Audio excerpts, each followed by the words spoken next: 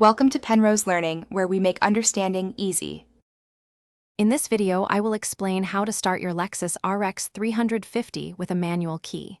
First, understand that this method is for when your key fob battery is completely dead. Don't worry, it's a common situation, and your Lexus has a built-in solution. We'll walk through each step, ensuring you can get your vehicle running smoothly again without any hassle. Let's get started. The first step is to access the hidden manual key within your key fob.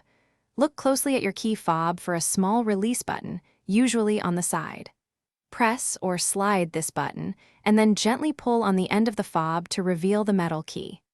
This small, but mighty, key is your ticket into the vehicle when the electronic functions aren't working. Now that you have the manual key, it's time to unlock your Lexus RX 350. Locate the keyhole on the driver's side door handle.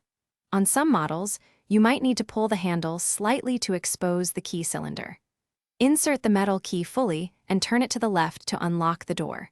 You can now open the door and get inside your vehicle.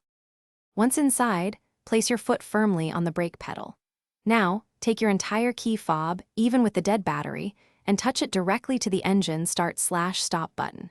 The vehicle system will recognize the embedded chip in the fob, allowing you to press the start button as usual. Your Lexus RX 350 should now start. And speaking of smart moves, you'll find a link in the description to a fantastic book that can truly change how you think about money, along with other helpful deals. Thanks for watching. If this was helpful, leave a like and consider subscribing. See you next time.